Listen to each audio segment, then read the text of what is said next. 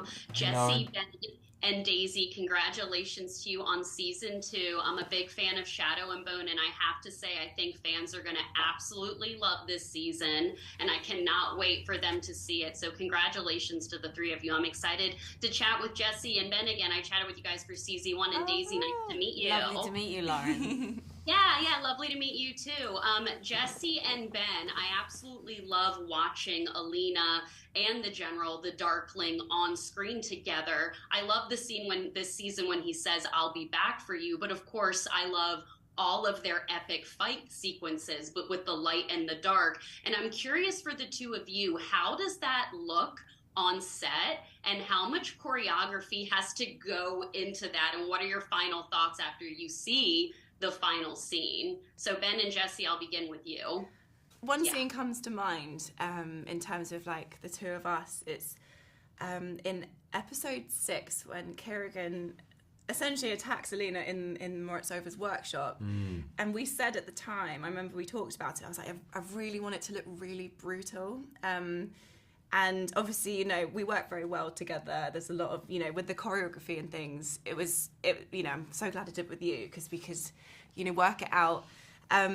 And yeah, doing that scene, watching it back, I was genuinely like, God, it's horrible, you know. That was one scene that we really wanted it to feel nasty and visceral because it's really they've been circling each other and trying to navigate different ways of approaching each other, and it needed to be frightening, you know. Yeah, I wanted it to be just feel a bit raw and ugly and a scene very much between a man and a woman, and I think that, you know, we have to build up we've built up this trust between us, whether it's you know, kissing on a table in the first season or whether it's, you know, choking someone against the wall of a cave. You need that same kind of trust, I think. But then I think the more extreme it gets, the kind of sillier you end up you being have to be on between set, takes, you know? yeah, absolutely. Just to sort of like, let off some But steam. we wanted it to feel a bit more raw, didn't we? You know, they're very honestly engaged with each other. There's less Pretend. There's less pretense between the two of them, exactly, in this season, which allows you to be a bit more direct. Yeah, no, I love that answer, and I fully agree. I asked fans for questions, and of course, got tons of questions. You guys have so many fans. At Ben Barnes Aesthetic on Twitter wants to know, was in this season 2, is your cape any lighter? Because I know you said it was so heavy in season 1. The fans want to know, did they lighten up your cape at all for season 2, Ben? Yes, my cape in season 2 is off the back of the shoulders. It's essentially made of a wisp. It's made of a shadow. It you know, it can catch the wind. I wanted my slow-mo cape. That's from the summer collection. Summer collection I wanted, cape. I wanted, you know, we kind of twisted things around. There's a little bit of gold embroidered through the kefta this season, which is sort of representative of the piece of Alina that has stayed with him.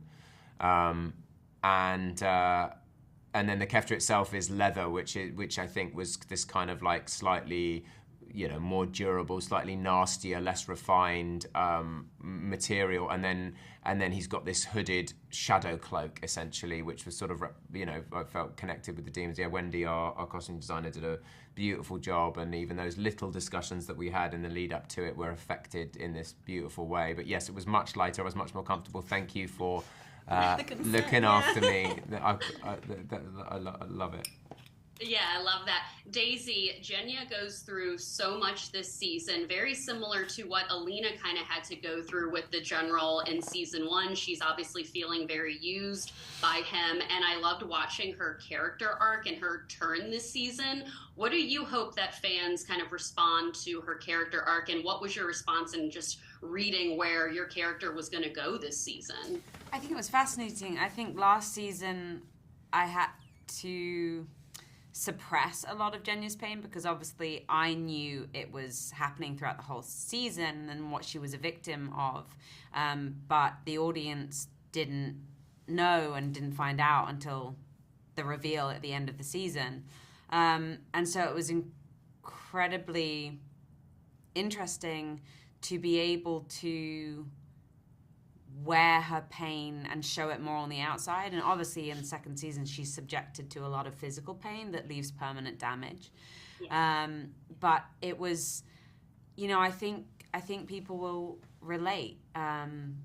You know, I think what I love most about Genya is ultimately at the end of the day, she doesn't let her pain define her.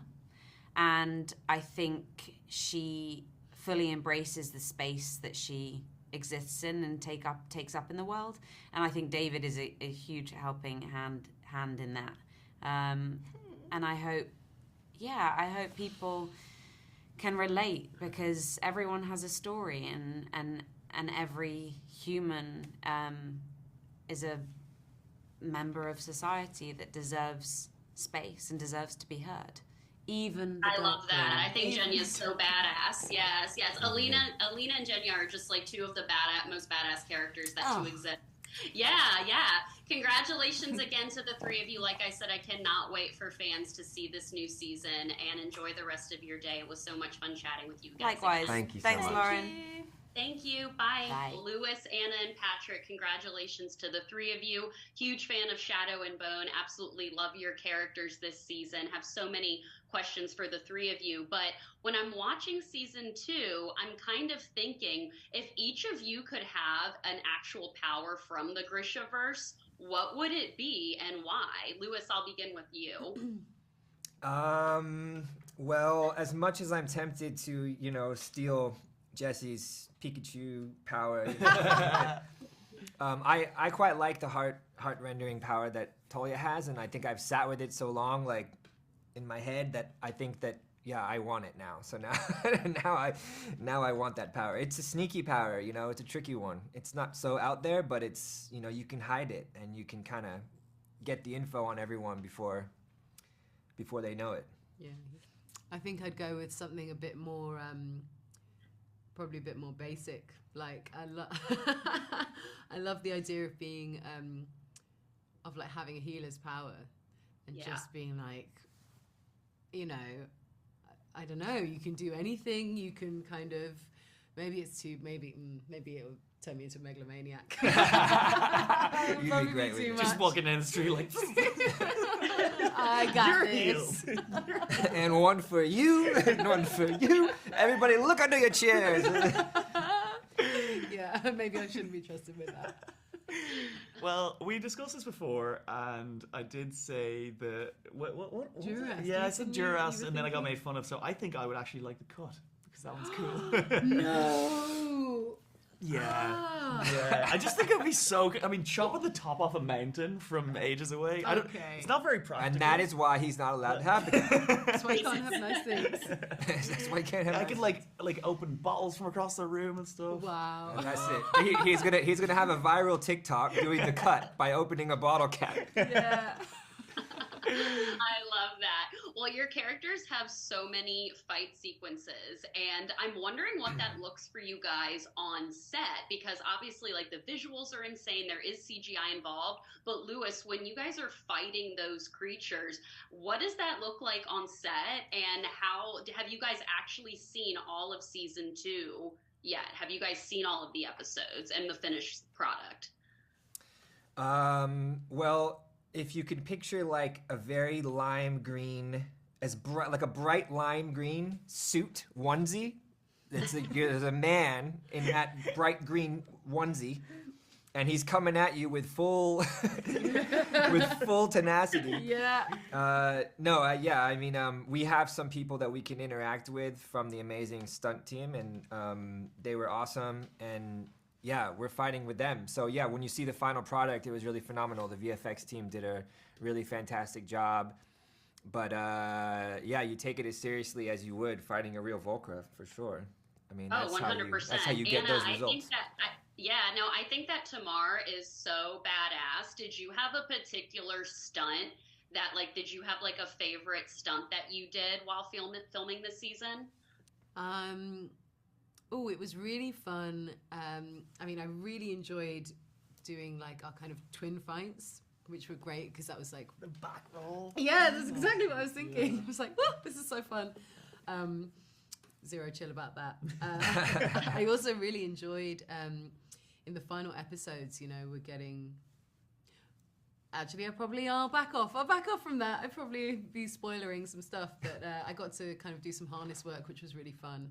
And particularly fun because you're just flying around, but you're not in control of the harness, so you're like, whee! So, yeah, I enjoyed that. I love that. And Patrick, really quick for you, for King Nikolai, fans are so interested in what's going to become of his character this season. What can you quickly tease for the fans, and what can you tease kind of with the finale and his character too? Yeah, I guess you kind of said it for King Nikolai. He suddenly has even more responsibility at the end of the season and more challenges. I feel like sometimes just when you think the battle has been won, that's really just the beginning. Oh, tagline. That's quite good. Yeah. Hey, the man. That's on the poster. You can quote me on that. But yeah, it just, the stakes keep getting higher and higher, and really they don't get a break. It's a lot. So there's a lot to look forward to and a lot of challenges for him. Well, that's so exciting. I'm so excited for fans to see season 2 and all 3 of you in it. Lewis, I absolutely love you in Deadpool 2 as Shatterstar.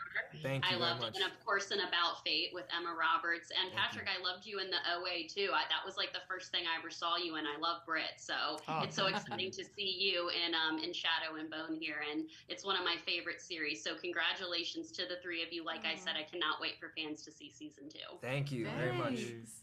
Thank you all. Bye. Bye. Bye-bye. Huge fan of the show, you guys. Congratulations on season 2. So entertaining. I think it's absolutely fantastic, and excited to chat with you guys again this year. So Freddy and Amita, I am here for the Kaz and Inez romantic tension. What can you tease about their relationship for the fans this season? I think in season 2, I remember in a previous interview what you said, which was really, really beautiful, was how it takes him full 8 episodes just to say to Inez, I need you. And a step up to that is the famous line from the books is, I want you. And desire has always been there between them, obviously, but more than that, it's this beautiful magnetism that these two have, and even in certain scenes I felt that they understand each other's presence so much and kind of what they mean to one another, but their inhibitions and experiences kind of not stop them, but just make it extremely difficult for them to just be there intimately together. And that's why it was so nice to have one teeny tiny scene, and it was one of my favorites to film. I can't say it because it's a spoiler, but we see, I guess, a projection of what. It sounds like you're going Oh, right yeah, to I'm spoiler saying territory. it. You're going to explain the scene. Okay, maybe I'll stop there. I think in season 1, what we did was pose a lot of questions Yeah. about Kaz and Inez and why they can't be together and but also why they would be so perfect for each other. And I think that season 2 goes a little way to answering those questions that were posed in season 1. I love that. We'll keep it for now. Danielle and Callahan, I'm so excited to chat with you guys this time because I absolutely loved Nina and Matthias' chemistry. The fans freaked out after season 1. What do you guys personally think it is about their relationship that the fans just love? Because you guys obviously have great chemistry, but what can you tease about their relationship in season 2, and what do you think it is that the fans love? Danielle, I'll begin with you. Oh, there's so much there. Great question. I think what I love so much about Nina and Matthias is like how they are so, they're north and south magnets in a way, in that like they're opposites, but they just like are so drawn together because of that. And they have so many similarities. And I think what they had, their big journey in season 1 was all the things he is, I hate, but at the same time, I completely empathize and can understand his outlook on life, because I was brought up a similar way, just in different contexts. So I think there's an element of them towards the end of season 1 when a really healthy relationship, I think, is when you see the other person for who they are and what they are, and you go, I accept you and love you anyway. And I think there was an element of that, like, they never tried to really change the other person. They kind of tried to calmly maybe explain their point of view, not so calmly at times. And then with that information, they're still able to go, yeah, okay, well, you do you, boo. I love you the way you are, and vice versa. So I thought that was really beautiful, to be seen and accepted and loved by someone who want to kill you. Do you know that kind of way? Well, I think anytime you have a relationship that needs to overcome a lot of odds to succeed, I think we naturally get more drawn into the plight of something like that, you know?